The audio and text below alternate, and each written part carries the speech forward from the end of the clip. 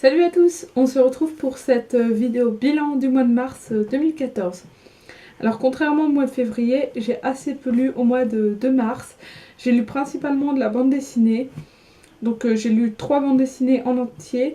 J'en ai lu quelques autres à côté mais que je ne vais pas vous présenter, je ne vais pas du tout vous en parler. Et autrement au niveau roman, je n'ai rien lu en entier, j'ai commencé 2 romans et c'est tout. Donc il y a un des 2 romans que j'ai bien entamé et l'autre à peine entamé. Alors je vais vous en parler brièvement de ces 2 livres pour commencer, pour que vous sachiez un peu ce que j'ai lu. Mais je ne vais pas m'étendre dessus étant donné que je ne les ai pas finis. Donc pour commencer, j'ai commencé Peur bleue de Stephen King. Donc, comme vous pouvez le voir, hop, au marque-page, je suis vraiment au début, pour le moment. Donc pour vous parler brièvement de cette histoire, il s'agit d'une histoire qui se déroule mois après mois en fait, qui se situe tout au long de l'année, donc voilà, janvier, février, mars, etc. Donc c'est un loup qui terrorise une ville et voilà, chaque mois, chaque pleine lune, il tue une nouvelle personne, il agresse une nouvelle personne et voilà, c'est une histoire comme ça. Ensuite il y a également le scénario en fait, que je n'ai pas encore lu, je ne suis pas encore arrivée là, mais il y a un scénario, je vais bientôt y arriver d'ailleurs. Donc, écrit par Stephen King, et je dois dire que le scénario, ça me branche pas tant que ça de le lire, parce que ça fait un... Ouais, ça me branche pas tellement que ça de le lire, et je m'attendais pas trop à ça en achetant ce livre. Je ne savais pas déjà qu'il s'agissait de la version uniquement en roman, du roman illustré de L'année du loup-garou. Je pensais qu'il s'agissait d'un autre livre, parce que j'ai pas lu le résumé comme gros sandwich. Donc voilà, je suis un petit peu déçue, et bon, je sais qu'en lisant L'année du loup-garou, je vais lire la même histoire qu'au début, donc c'est pas super. Il n'y aura rien qui va changer hormis les illustrations.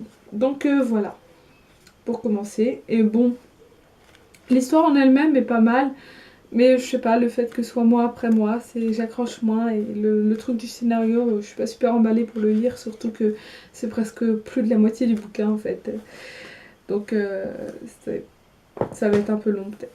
Voilà, donc je l'ai à peine commencé, je le lisais le midi en, en pause parce que sinon j'ai un gros livre que je pouvais pas forcément travailler avec moi, que je vais vous présenter tout de suite et que je n'ai pas fini. Donc voilà le second livre que je n'ai pas terminé. Il s'agit de Notre-Dame de Paris, écrit par Victor Hugo et illustré par Benjamin Lacombe. Donc comme vous pouvez sans doute le voir, c'est un gros livre, il pèse à peu près 2 kilos je crois. Donc voilà, je peux pas toujours me le trimballer dans mon sac. Je ne peux pas le trimballer dans mon sac même, mais je peux pas toujours le trimballer avec moi parce qu'il est trop lourd. Donc bon, c'est l'intégrale de Notre-Dame de Paris, c'est-à-dire l'histoire telle qu'on la connaît, mais avec les illustrations de Benjamin Lacombe en plus, ce qui ajoute une touche plutôt sympa au roman, je dois dire. Franchement, c'est super agréable de voir les magnifiques illustrations de Benjamin Lacombe dans une histoire comme celle-ci. Et pourtant, je ne l'ai pas terminé. Parce que, comme je l'ai dit, je ne peux pas le trimballer partout. Et parce qu'il est quand même assez gros, il fait 600 pages. Donc 600 pages pour un livre contemporain, je l'aurais terminé depuis longtemps, étant donné que je l'ai commencé au début du mois de mars. Mais 600 pages pour un classique, ça met un petit peu plus de temps.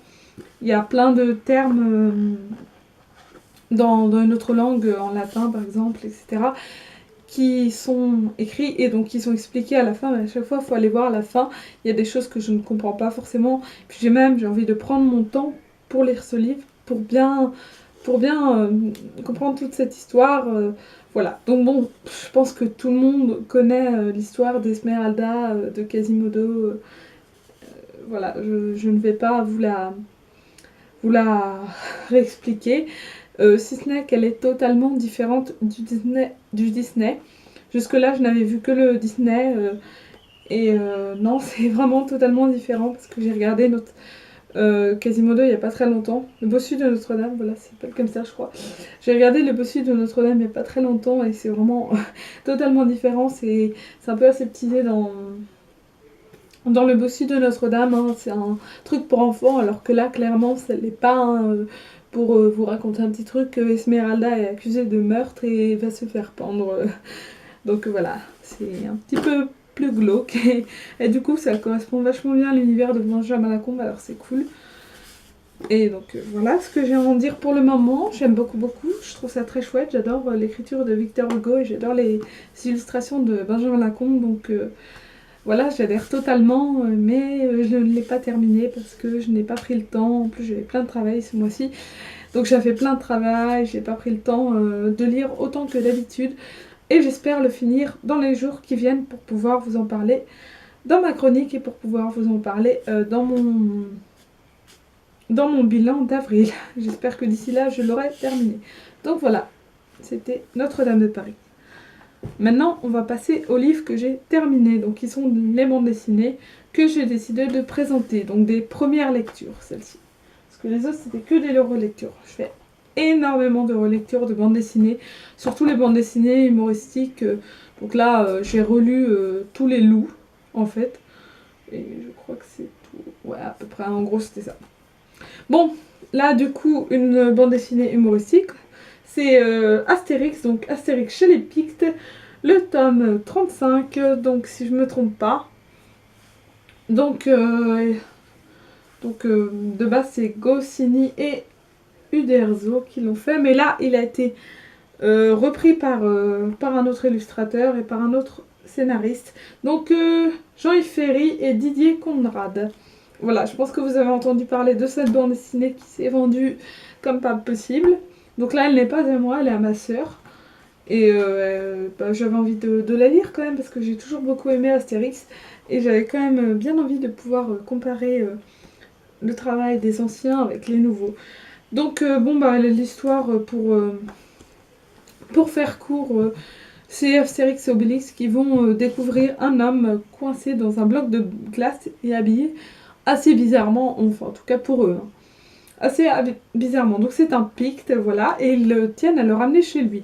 Donc l'homme est un petit peu amnésique à la base, au début, et ensuite il va retrouver un peu à peu la mémoire et il va parler normalement. Parce qu'au début il baragouine je ne sais quoi. Donc voilà, il va se mettre à parler normalement petit à petit. Et donc ils vont le ramener chez lui pour qu'il retrouve sa bien-aimée, etc., etc. Donc voilà, une histoire d'Astérix et Obélix très classique. On retrouve les Romains, on retrouve Obélix, on retrouve Astérix, on retrouve Idéfix, on retrouve les Gaulois, on retrouve les pirates aussi.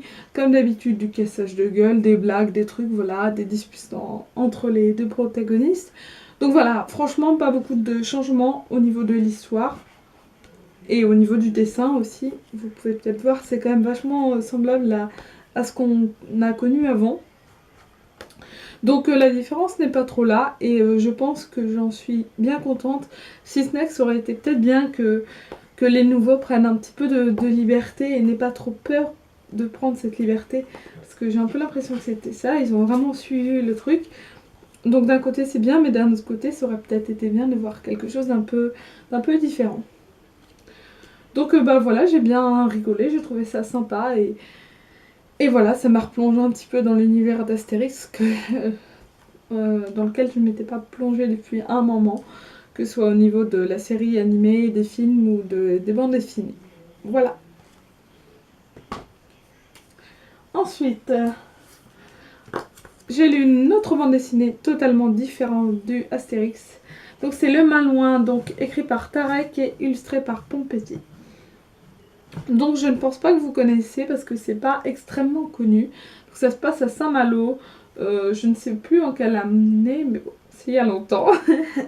Et donc du coup, c'est une histoire de corsaires en fait qui s'ennuient un peu, qui ont un peu rien à faire et vont tomber sur comment on appelle ça, truc de génie là où on frotte là.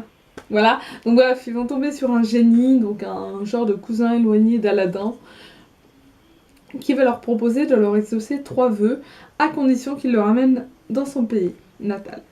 Donc le capitaine du navire accepte le marché et donc ils vont partir à la recherche d'un trésor qui a été caché par je ne sais plus quoi, le cruel, un homme, un mec. Et voilà, donc ils vont partir à la recherche de ce trésor avec l'aide du génie. Et puis, c'est une histoire de corsaire un petit peu particulière, étant donné qu'il y a un génie qui est intégré dans l'histoire. C'est pas forcément ce qu'on a l'habitude de voir. C'est assez original au final. Mais cependant, je n'ai pas adhéré à 100% parce que c'est pas le genre d'histoire qui m'intéresse de base. Donc vous allez vous dire pourquoi je l'ai lu et pourquoi je l'ai acheté. Eh bien, ceux qui me suivent depuis le début ont vu dans ma première vidéo que j'ai présenté en In My Mailbox ce livre. Donc il y a un an, je le lis un an après, je sais c'est pas bien. Et donc j'avais acheté ce livre au salon du livre à Rennes en 2013 et j'avais totalement craqué en fait sur les dédicaces que faisait Pompetti. Donc je l'ai acheté pour les dédicaces. D'ailleurs je vais vous le montrer pour ceux qui n'avaient pas vu la vidéo à l'époque. Voilà. Donc je trouvais ça trop cool, vraiment la dédicace qu'il a faite, elle est juste superbe. Hein. On est d'accord. Voilà, la peinture et tout. Donc voilà, j'ai totalement craqué sur ça et je trouvais les dessins très chouettes. L'histoire en elle-même m'intéressait moins, mais elle m'a bien plu. Il y a une petite morale à la fin, donc vous découvrirez si vous lisez le livre. Et voilà, c'est vrai que c'est pas forcément, comme je disais, le genre d'histoire qui me passionne des masses. Mais bon, je me suis dit, c'est bien de changer aussi. Hein. Je sais pas si vous avez remarqué, mais j'ai des goûts assez éclectiques. Je lis un tas de choses différentes, donc voilà, c'est peut-être bien de changer de temps en temps et de lire le genre de bande dessinée vers lesquelles je ne me serais pas penchée au départ. Donc voilà, c'est pas une déception, c'est pas une superbe découverte. C'est une lecture un peu comme toutes les autres en fait, qui ne m'a pas remué, qui ne m'a pas déçue. Voilà. Et pour finir, la troisième bande dessinée, il s'agit de Morphine, scénarisée et illustrée par Juliette Fournier. Donc pareil, comme Le Malouin, acheté au Salon du Livre de Rennes en 2013, que je lis encore une fois un an après. Et donc encore une fois, je l'ai fait dédicacer. Donc on va commencer par là. Donc un dessin plus simple que pour Le Malouin, mais un joli dessin tout de même. Voilà, donc Juliette Fournier est une jeune auteure en fait, qui habite à Rennes. Et j'étais intriguée quand j'ai vu son livre, par le livre, voilà. Donc qui rappelle un petit peu les mangas, on pourrait appeler ça un manga français. Eux, ils appellent ça un roman graphique. Mais franchement, il faudrait vraiment m'expliquer ce que c'est un roman graphique. Parce que pour moi, c'est une BD, un manga, un comics, ok. Mais un roman graphique, c'est quoi la différence avec une BD? Faudra qu'on m'explique. Un jour, j'aimerais bien comprendre. Donc voilà, c'est écrit que c'est un roman graphique. Alors, au niveau du dessin, j'aime beaucoup. Donc, comme je le disais, ça rappelle pas mal les mangas. Donc j'aime beaucoup les dessins, je les trouve très sympas. La petite fille très mignonne, tout ça. Au niveau de l'histoire, elle n'est pas super simple à expliquer et au final, elle n'est pas si compliquée que ça. Donc c'est l'histoire de, Morphine. C'est écrit là. Donc Morphine, une petite fille dont le boulot est de travailler pour un prof qui crée des chimères, enfin qui cherche des chimères. Donc elle lui ramène des chimères. Donc une chimère, c'est quoi? Donc une chimère, c'est une créature vivante des Renault qui a été créée à la base par des matières, à base de matière zéro, voilà, tout simplement. Et donc n'importe qui peut en créer une. Après, il y a les grands créateurs de chimères. Voilà, n'importe qui peut en créer une à condition qu'il respecte les règles établies pour la création des chimères. Donc Morphine, son boulot, c'est d'aller chercher des chimères. Et lorsqu'elle va partir avec son amie chercher une chimère, elle va une chimère plus puissante que les autres, elle va avoir des visions un peu étranges et elle va au final, grâce à cela, se découvrir qui elle est réellement. Voilà, en gros c'est ça l'histoire. Donc je l'ai beaucoup aimé, j'ai trouvé ça super prenant et tout. Et il y a une chose que je trouve assez décevante, c'est qu'il n'y a pas de... c'est que ce soit un one shot et ça aurait été bien mieux, tellement mieux si ça avait été développé en 2 ou en 3 tomes plutôt qu'en un seul, parce que là du coup ça devient trop court, même si la bande dessinée fait une centaine de pages, ça devient relativement court pour aborder un sujet aussi compliqué que celui-ci, avec donc des personnages qui auraient pu être un peu plus élaborés s'il y avait eu plusieurs tomes. Donc on m'a dit que c'était la maison d'édition qui n'avait pas accepté qu'il y en ait plusieurs. Eh bien moi je trouve ça vraiment vraiment dommage parce qu'il y a du potentiel, ça c'est clair. Et donc voilà, je pense que je vais m'intéresser d'un peu plus près à ce que Juliette Fournier a pu faire parce que j'ai plutôt bien aimé. Voilà. Donc ce sera tout pour ce petit bilan. Donc comme je l'ai dit, pas très gros, hein, voilà, 3 bandes dessinées de lus plus quelques autres, hein, les loups comme je vous ai dit. J'ai relu des Tom Tom et Nana aussi, mais ça j'en relis tout le temps, tous les mois. J'ai lu Tamara aussi, que je vous ai présenté dans mon In My Mini Box. Voilà. Mais je ne vous en parlerai ni en chronique, ni en vidéo. Je referai peut-être des chroniques de loups un jour, parce que j'avais commencé sur mon ancien blog et je ne les ai plus, vu que les blogs, je les perdu. Bref. Donc voilà. Ce sera tout, comme je disais, pour ce pour ce bilan. Je suis pas tout le temps dans les mailbox, faut pas exagérer. Donc voilà, ce sera tout pour ce bilan. Alors j'espère que le bilan du mois d'avril sera un petit peu plus complet, parce que au niveau du In My Mailbox, c'était encore assez complet. Et du coup, la palle n'a pas baissé du tout. Donc voilà, et donc en ce moment, pour dire, je suis encore en train de lire Notre-Dame de Paris et Peur Bleue. Voilà, je pense finir Notre-Dame de Paris avant et Peur Bleue ensuite. Donc voilà, vous verrez ça, tout ça le mois prochain, vous verrez ça dans mes chroniques si vous les lisez, etc. Et en attendant, je vous fais plein de gros bisous et je vous dis à la prochaine. Salut!